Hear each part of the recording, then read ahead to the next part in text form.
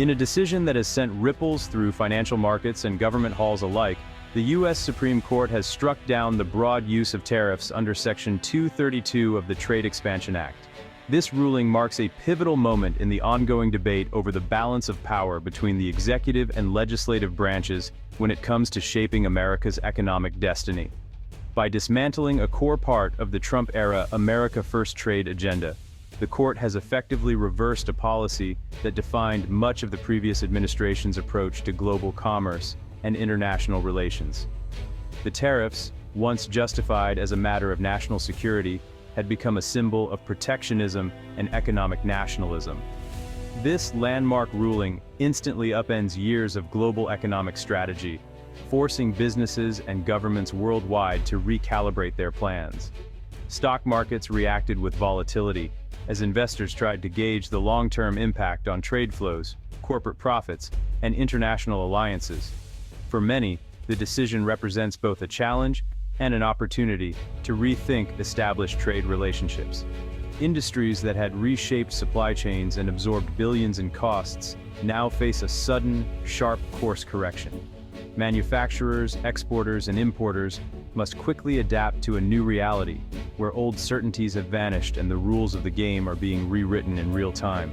The ripple effects will be felt from factory floors to boardrooms, and from small towns to major ports.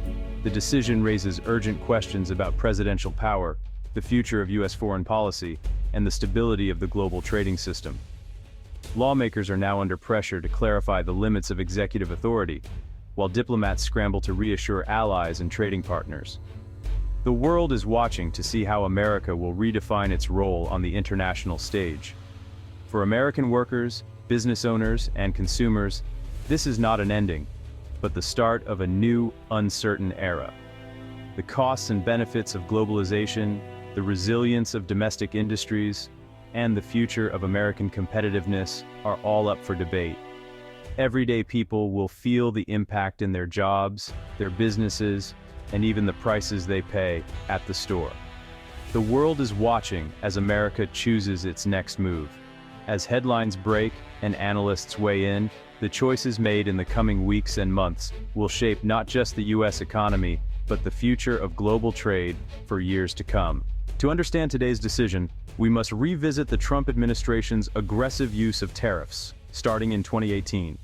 Citing national security, the administration imposed sweeping tariffs on steel and aluminum, even targeting close allies. This marked a sharp break from decades of U.S. free trade policy. The strategy soon expanded to China, igniting a trade war that affected hundreds of billions in goods. While some U.S. industries saw short-term gains, most manufacturers and farmers faced higher costs and foreign retaliation. The tariffs created uncertainty, strained alliances, and fundamentally disrupted global commerce. This doctrine set the stage for the legal and political battles that followed. Legal challenges to the Trump tariffs began almost immediately, as soon as the administration announced sweeping new duties on imported steel and aluminum. Across the country, a wave of lawsuits was filed by businesses, trade associations, and industry groups, all questioning the legality of the president's actions. The legal battle was not just about dollars and cents, it was about the very limits of executive power in the realm of international trade.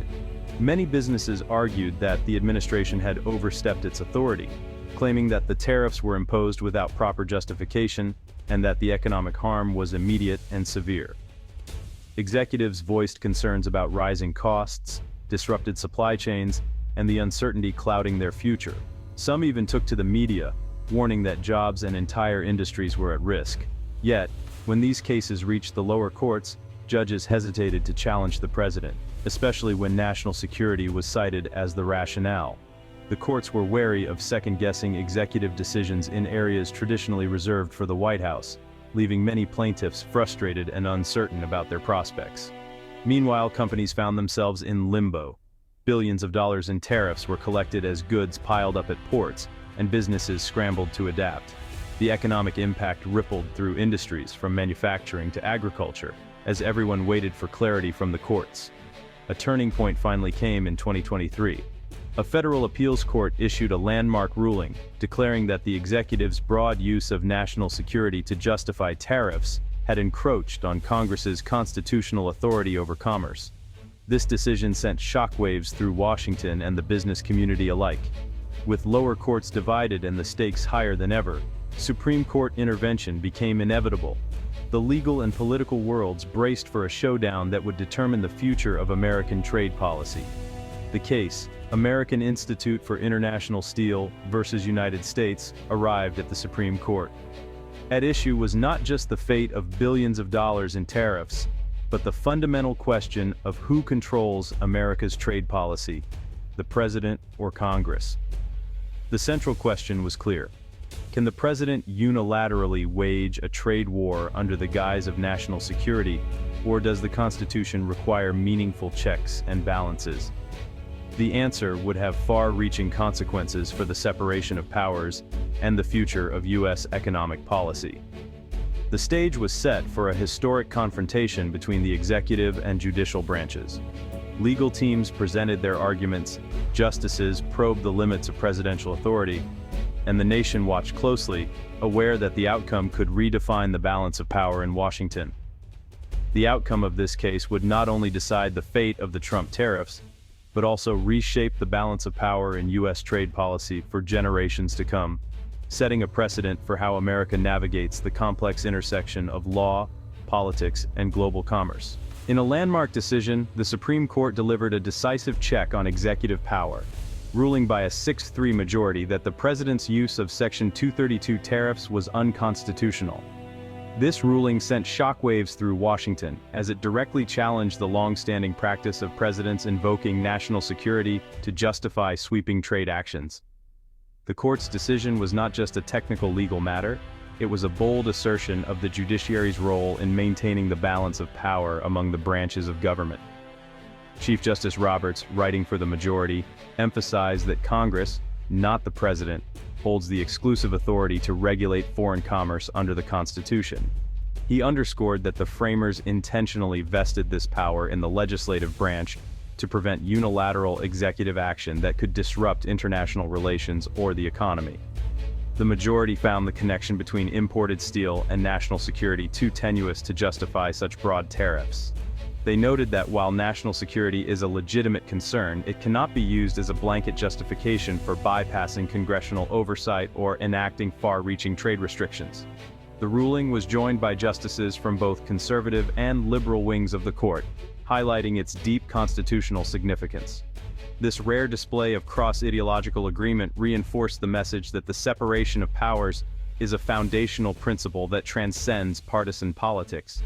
In a strongly worded dissent, Justice Alito argued that the court was overstepping its bounds and intruding into the executive's domain. He warned that the decision could hamper the president's ability to respond swiftly to genuine threats. Nevertheless, the majority held firm, insisting that constitutional limits must be respected, even in matters of national security. The decision immediately invalidates the legal foundation for these tariffs, sending ripples through the business community and international markets. It also sets a powerful precedent, sharply limiting the president's future ability to invoke national security as a catch-all justification for trade actions without congressional approval. With this ruling, the balance of power in American trade policy has been fundamentally recalibrated. The Supreme Court has reaffirmed Congress's central role, ensuring that major decisions affecting the nation's economy and foreign relations remain subject to democratic debate and oversight. The ruling has triggered immediate economic upheaval. Over $200 billion in tariffs collected since 2018 are now subject to refund claims, creating a logistical nightmare for the U.S. Treasury. Companies that rely on imports welcome the relief, while domestic steel and aluminum producers face renewed global competition and uncertainty. Businesses must now reconsider supply chains and investments built around the tariff regime. The sudden removal of tariffs is expected to ease inflation, but also introduces new volatility to financial markets. The dollar has weakened, and investors are scrambling to identify winners and losers in this new landscape.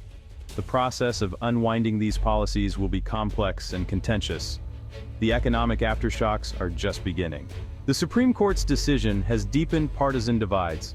Critics of Trump's tariffs celebrate a return to rule of law and lower costs, while supporters decry the ruling as a betrayal of American workers. Populist leaders vow to fight for new presidential tariff powers, making this a central campaign issue. The Biden administration faces the challenge of unwinding tariffs while balancing political and economic pressures. For some communities, the ruling feels like justice; for others, a loss of protection. The political reverberations will shape debates for years to come. The Supreme Court's decision is reshaping global trade dynamics. U.S. allies in Europe, Canada, and Japan welcome the ruling as a chance to restore cooperation and predictability. For China, the end of a key U.S. trade weapon is a tactical win, but the broader rivalry continues. Developing nations must adapt as supply chains shift yet again. The World Trade Organization, sidelined during the trade wars, may regain relevance as nations seek multilateral solutions. The ruling could spark much-needed reforms in global trade governance. The world is recalibrating in response to America's new trade reality. Legal scholars hail the ruling as a landmark for separation of powers, reasserting judicial oversight over executive trade actions. The court didn't eliminate presidential authority on national security, but set clear limits requiring a genuine threat. Economists predict lower consumer prices, but warn the U.S. has lost a blunt tool for confronting unfair trade practices. The challenge now is to develop smarter, multilateral strategies for global competition. Foreign policy experts see an opportunity to repair alliances, but caution that adversaries may view the decision as weakness. Politically, the ruling energizes both sides. Some campaign on restoring normalcy, others on protecting American workers. The ultimate impact will depend on how leaders frame the narrative and respond. The Supreme Court's decision opens a new chapter in America's trade story. The government must now unwind years of tariff policy, refund billions, and guide industries through uncertainty. Businesses face tough choices about supply chains and investments in a rapidly changing landscape. The ruling calls for a national conversation on the future of trade, balancing enforcement, innovation, and global cooperation. Civic engagement and informed debate are more important than ever. The end of the tariff era is a chance to reimagine America's economic leadership.